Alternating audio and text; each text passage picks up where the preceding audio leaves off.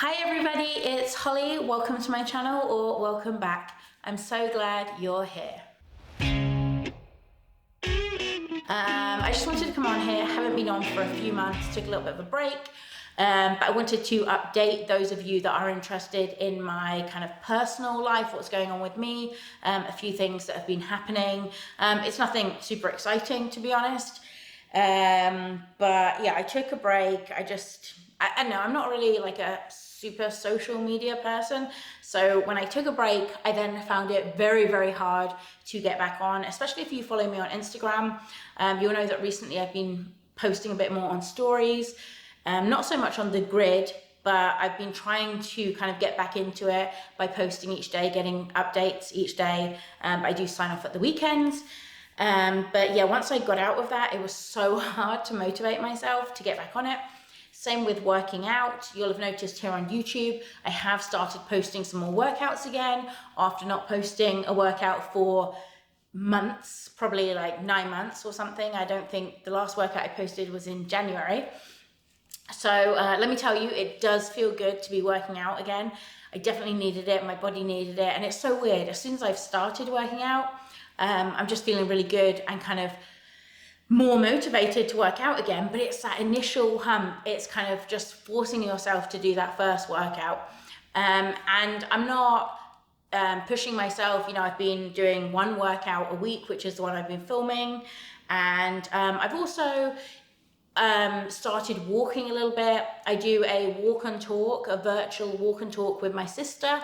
We get on, video chat, whatever, and we chat with each other and we walk. It's evening for her, it's morning for me, and we'll do sort of like an hour's walk. And it's just a really nice way for us to catch up, stay in contact, and it's motivating as well because we're both out walking.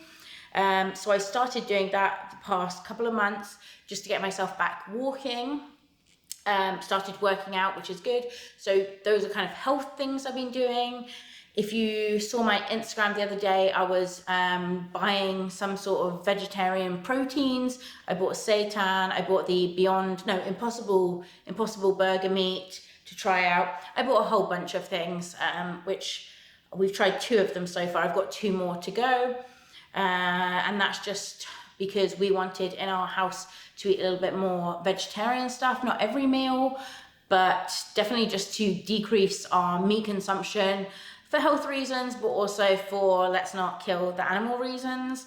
I'm not turning into a vegetarian or anything right now, but just seeing what, and I guess for the environment, it's good for the planet, I think. Although I'm sure you'll get people on any side telling you whatever you do is wrong. But that's by the by, that's a separate issue. Okay, I just want to do a little trigger warning for this next part. I will be talking about fertility or infertility, I suppose. So if you don't want to watch this, I'll tell you where to skip to. So for the past just over a year, my husband and I have been trying to get pregnant, which we're obviously not succeeding at because I'm still not pregnant. And it's a very weird thing for me because the first 2 kids, we had no issues at all getting pregnant. It happened like straight away. So I always kind of thought the 3rd kid, that wouldn't be a problem. And this is going to be a big, long, like ranty palaver kind of situation coming up. So anyway, I decided, I think back in like September, no, it must have been August. In August, I think that was about a year of trying. So it's been over a year. In August, I decided that I needed to go see someone. So I went to see my regular doctor to see if I could get, because I need to get a referral to go see a gynecologist to see if there was something going on with me for that. So my doctor referred me to another doctor, to a gynecologist.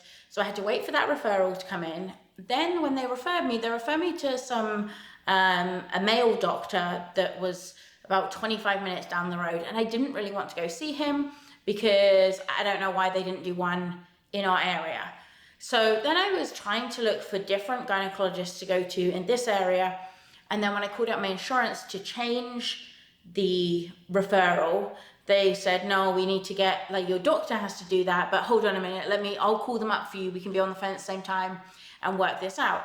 So then they called my doctor's office. My doctor's office then said, oh, we chose that person because they're a really good doctor. They have lots of experience, and you know they are good with your like situation. Excuse me. So I was like, fine. I'll keep that doctor. I'll keep that, because I'd already made an appointment, and the appointment wasn't until, was it October or was it no, it must have been mid-September, because the appointment was like a good month out, over a month. In that time, before I went for that appointment, I had an ultrasound, a pelvic ultrasound. So they did a transvaginal ultrasound and over the stomach ultrasound. So inside my vagina to look at my womb, uterus, all that, and then over the belly to look as well, see what they, you know, but they don't give you the results, they send that to the gynecologist. Anyway, so I went to the OB that day, and originally when I planned the appointment, it was the week that my kids were back at school, but it wasn't until I got closer to the appointment I realized that my kids actually weren't at school that day. But I was like, it'll be fine. I didn't see anything saying I wasn't allowed kids on the, you know, text they'd sent me in any of their literature online. It didn't say anything, you know, their COVID protocols. I was like, cool.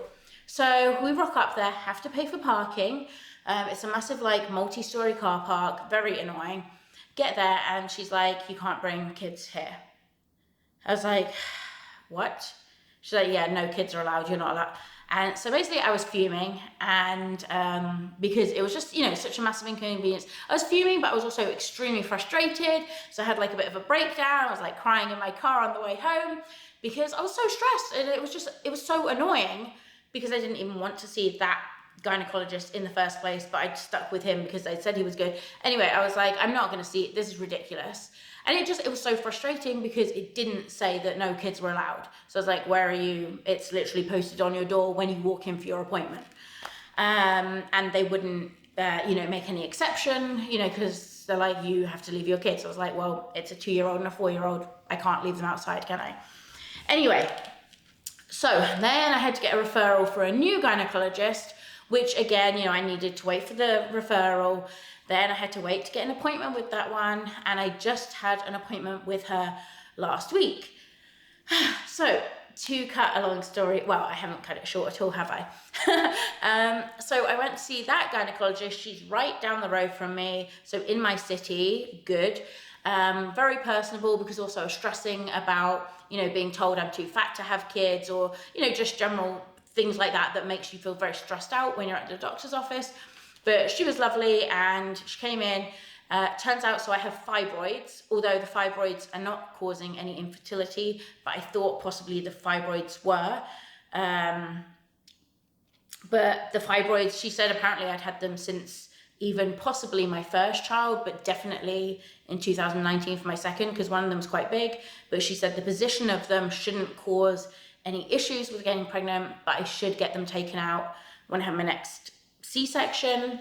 But yeah, basically my husband and I just got to keep trying. He needs to get a sperm analysis done, which he needs to do. But again, there's been like massive cock-ups with him getting it done. The first time I took him to get it done, the office said they didn't do it at that office. So when he made an appointment at the different office, he rocked up there the other day, like last week, and then they said, no, they don't do that there. You have to call in the morning or something, and it's not that often. Anyway, so I'm fuming. I feel like he doesn't get as cross about this, but it's just like, you know, and you're calling people, and it's just a real big cock up. It's stressing me out because ideally I would have liked to have been pregnant much earlier this year, obviously. And it's weird because it's something that I never thought I would be stressed about before, when, you know, I hear about people who are going through infertility. And it's weird because in my head, I don't think of us as being infertile or having fertility issues. But after a year, something's up with that. But now, you know, when I'm hearing about other people getting pregnant, I'm happy for people, but every time it's like, makes me feel sad because that's where I want to be right now. And I just didn't think that, you know, for the first 8-9 months, I was cool. You know, when I was hearing people were pregnant, I was so happy for them. And I was like, it's fine, you know, it all happened for me. And now as time's going on, it's like every time I hear it's like a punch in the guts. So it's definitely making me feel very kind of sad or a little bit anxious about that situation. But my gynecologist said my husband needs to get his sperm analysis done, so we're going to try third time's the charm to get his done. And then she said, yeah, that my fibroids aren't an issue, so we've just got to keep trying. I'm going to be tracking my ovulation, and we'll see how that goes. Anything else? So, I mean, I think I've pretty much kind of covered it all. I'm just trying to get back into working out, trying to live a healthier lifestyle again, and just get kind of back a little bit back to where, back to where I was. I want to be walking a little bit more, just in general, because my body has not felt good. And I know mentally, you know, I already feel like I'm in a better place mentally since I've started working out again, started walking, started putting more emphasis onto my well-being. I might give meditation another go. Probably not though. Possibly. I might. I mean, my husband meditates. He loves it. I think it really does kind of calm him down. But I think it's, yeah, something, I don't know, or maybe write a journal. I feel like there's more things I could be doing to kind of enrich my life, or maybe make some checklist or something just to make sure I get things done. I'm a terrible procrastinator. So lists help me get things done, but it's even keeping those lists organized. My teeth are coming along brilliantly. I think I'm on tray 22 of 42 initial trays. My teeth are so much better. It's unbelievable, honestly. I still do speak with a little bit of a lisp when I'm talking a lot, and I have to swallow a lot. I feel sometimes a bit self-conscious about that, but I'm overall feeling very, very happy about how they're starting to look. Eyebrows are still awesome, although I think the original eyebrows have grown back a little bit, so they're a little bit, one of them looks longer up here, so I probably need to kind of do that, but I'm not sure. Anyway, what else? I think that's it. I just wanted to give you like a rundown on my life for the people that are interested in watching this. I'm going to continue posting on YouTube. Oh, so I am thinking about setting up a Patreon where I will be releasing like exclusive workouts. The people on Patreon will have a chance to decide or vote on what type of workout they'd like me to make. And then obviously that will be uploaded exclusively for my Patreon subscribers or Patreon people. I don't know how to say it. So I'm working on that Patreon right now, just deciding exactly what I'm going to be putting on there, what type of content. More than likely it will be mostly workouts, and then sort of the regular chats and things will just go on YouTube here. And yeah, I don't know, if you have any ideas for anything you would like to see on my Patreon, or if you could leave me a comment and let me know if you would be interested in joining my Patreon. I will be doing it, setting it up as a sliding pay scale, so you pay what you can afford.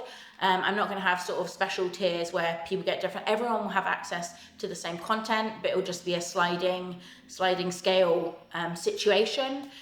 Yeah, I think that's it. I know it's been so long, and also I just want to say thank you everyone that I see. There are so many familiar faces that I see on every video supporting me, and I appreciate it. I really do, and it's made me smile so much, and it makes what I do worthwhile to me, and to hear about all your accomplishments, and just to see those, you know, familiar faces commenting and supporting me as always. So I really want to thank all of you as well. Yeah, I will see you soon. Sorry if this was a bit ranty, but that's me. Bye.